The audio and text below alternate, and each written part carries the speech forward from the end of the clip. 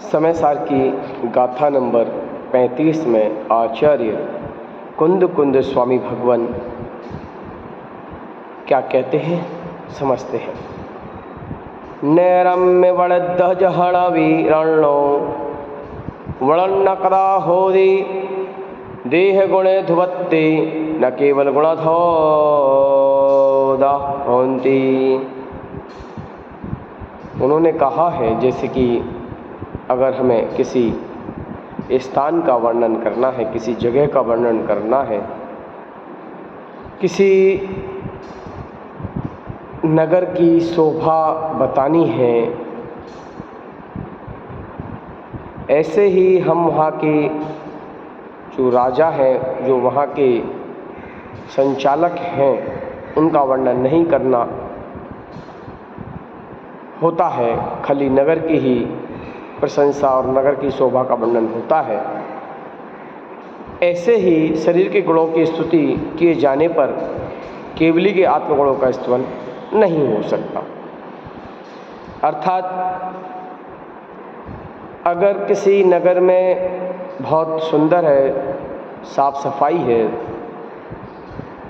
तो वहाँ पर उसके संचालक, उसके जो राजा हैं, उसके जो प्रति संरक्षक हैं, उनका भी गुणगान हो जाता है, उनका भी यश हो जाता है। परंतु निश्चय से उस नगर की शोभा, उस महल की शोभा, वहाँ पर रहने वाले लोग, वहाँ पर रहने वाले राजा अगर न्यायप्रिय नहीं हैं, शूरवीर नहीं हैं, दयालु नहीं हैं, धर्मज्ञ नहीं हैं, प्रजा के प्रति वात्सल्य भाव नहीं है, तो उनका वर्णन भी नहीं होता है। ऐसे ही व्यवहार में हम केवली भगवान की अतिशयों का वर्णन करते हैं, उनकी शोभा का वर्णन करते हैं, केवली महाराज की स्तुति का गुणगान करते हैं, लेकिन हमने उनके शरीर का तो स्तवन कर लिया, लेकिन उनकी जो आत्म अनंत गुण हैं उनका वर्णन नहीं किया। यह सिर्फ एक व्यवहार रूप से परिदर्शित किया गया है। अब आगे क्या कह रहे हैं। जो इंद्रिय जिणिता डाण सहावादि मुड़दि आदम तम खलु जिद्य दीयते बढ़ंती जृक्षाद साहू। यहाँ पर साधु कौन है, सज्जन कौन है, निर्ग्रंथ कौन है, मुनि कौन है, उसके बारे में आचार्य कुंद कुंद स्वामी ने कहा है। ऐसा व्यक्ति, ऐसा आत्म तक पहुँचने वाला व्यक्ति जो अपने इंद्रियों को वश में कर रखा है, इंद्रियों को जीत लिया है और पूर्ण आत्मा में बड़ा ही आनंद के साथ रह रहा है, अपने आत्म तत्व में बड़ा सुख का अनुभव करता है, निश्चय से वही साधु है, वही ज्ञाता साधु है, उसे ही निश्चय से जितेंद्रिय कहा गया है। आत्मा जब अपने रूप में होता है, निस्वरूप में होता है, परम सामायिक रूप में होता है, तब इंद्रियों के विषय चाहनाएं रुक जाती हैं, पांचों इंद्रियां संयमित हो जाती हैं।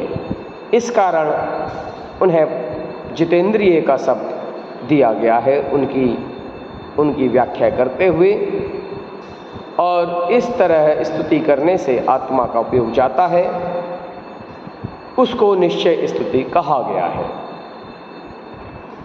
अब आगे 37 नंबर की गाथा में आचार्य भगवान क्या कहते हैं।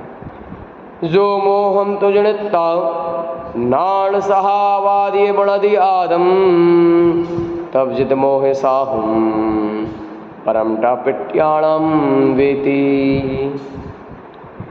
ऐसे महान आत्म तत्व के धारी, ऐसे अपने इंद्रियों को वश में करने वाले निर्ग्रंथ मुनि जो मोह को जीतकर पूर्ण आत्मा के आनंद में रत हैं,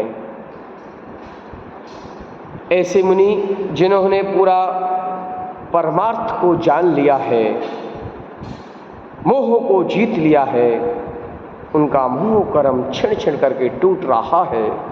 ऐसे जित मोहे साहू तम जिद मोहम साहू।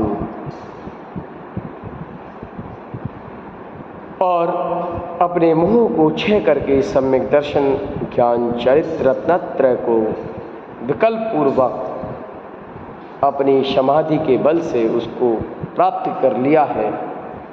शुद्ध ज्ञान में परिपूर्ण होने वाले हैं, आत्मा में के सुख में लीन हैं, पूरी इंद्रियों को जीत लिया, मोह को जीत लिया। ऐसे ही साहू, ऐसे ही साधु, ऐसे ही निर्घंत मुनि इस संसार से तरकर उस परम सुख में लीन हो जाते हैं। अब आगे गाथा नंबर 38 में आचार्य कुंद कुंद भगवान क्या कहते हैं।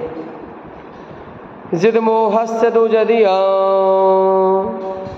क्षण मोहो वज्र साहूस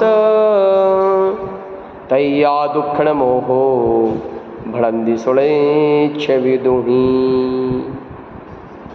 ऐसे मुनि जिन्होंने उपसम श्रेणी चढ़ रहे हैं और अपने मुंह को पूर्णतः नष्ट करने की ओर बढ़ रहे हैं, उनका मोह का क्षय हो रहा है।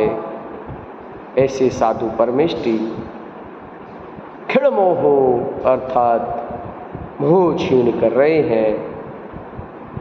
क्षण मोह अर्थात क्षीण मोह कहते हैं। अब यहाँ पर एक प्रश्न उठता है कि यह आत्मा रागादिक भावों में परिणमन करता है, आत्मा भाव से राग को उत्पन्न करता है।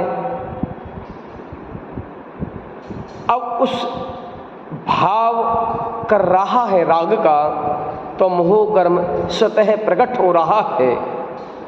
तो किस चीज का क्षय हुआ, अर्थात रागादिक भावों का भी विकार किया, त्याग किया और उस अवस्था को प्राप्त करने की कोशिश की, क्षीण मोह करते हुए, और उस परम पद के सुख को प्राप्त करने की पुरुषार्थ में लवलीन है। यह यहाँ पर अभिप्राय बताया है। इस मोह कर्म के उद्देश्य से जो रागादिक दोष था, जिसका जड़ मूल नाश करने के लिए क्षीण मोह हो गए, अब मोह कर्म कभी इस आत्म तत्व को नहीं पकड़ेगा। क्षीण मोह होने पर आत्मा ऐसा अनुभव करता है, जिस कारण यहाँ पर आचार्य कुंद कुंद भगवान ने क्षीण मोह की संज्ञा प्रकट करते हुए आत्मा के सुखों में रमण करने की स्थिति को प्रकट किया है। अब रागादिक का प्रत्याख्यान क्या होता है, वह आगे की गाथा में आचार्य कुंद कुंद भगवान बता रहे हैं। अणाणम सभ्य भावी पच्च खतादीय परित्तिलाडूण तमह पच्च खाणम लाणम नियममोणिदव्यम।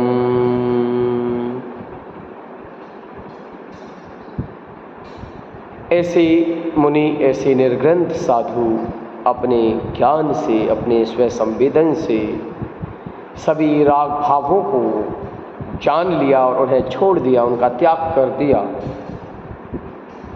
ऐसा जो ज्ञान है वह निश्चय से प्रत्याख्यान है, अर्थात जानना योग्य है।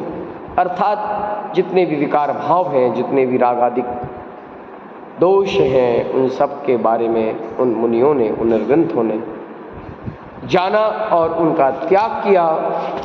इसी का नाम यहाँ पर उन्होंने प्रत्याख्यान नाम का त्याग दिया। अब व्यवहार से कहते हैं भोजन, विषय भोग, कसायिक परिणाम, आना जाना विहार आदि को प्रत्याख्यान कहते हैं। ये व्यवहार से है, लेकिन निश्चय से जब यह आत्मा अपने शुद्ध आत्मस्वरूप में आरूढ़ हो जाता है, उसके रस में भीग जाता है, उसके आनंद में बड़ा ही प्रमुदित होता है, तब भी प्रत्याख्यान होता है। क्योंकि उस समय जितने भी राग द्वेष कसायिक भाव विभाव छूट जाते हैं। इसलिए निश्चय प्रत्याख्यान शुद्धात्म स्वरूप का अनुभव ही है। अतएव सर्वविकल्प त्याग अग्नि स्वरूप की भावना करना ही यहाँ पर आचार्य कुंद कुंद भगवान ने प्रत्याख्यान का नाम त्याग दिया है। अब प्रत्याख्यान विषय संबंध में क्या दृष्टांत बताते हैं, हम आगे की गाथा नंबर 40 में इसको समझेंगे। जिहेणाम को भी पुरुषो परदब्य मिणंति जानिदो चैदी तह सभ्य पर भावे नाउण विमुचदे नाणी। जैसे कोई पुरुष, यह दूसरा द्रव्य है, हमारा आत्म तत्व का स्वरूप नहीं है, जितना भी पर पदार्थ है उन सब को त्याग देता है, छोड़ देता है। ऐसे ही ज्ञानी जितने भी कसायिक भाव हैं, रागादिक भाव हैं, उनको अपनी आत्म तत्व से अलग जानता है, उनका त्याग कर देता है। जैसे शरीर अलग तो वस्त्र अलग है, ऐसे ही आत्मा अलग, शरीर अलग है, शुद्धात्म स्वरूप अलग है, कर्म अलग है, आत्म तत्व अलग है, रागादिक भाव अलग है। ऐसा जानकर वह उन सब का त्याग कर देता है। आत्मद्रव्य में उसकी अनंत गुण प्रकट होते हैं और उस प्रकार यहाँ पर हमने 40 नंबर की गाथा को समझा है।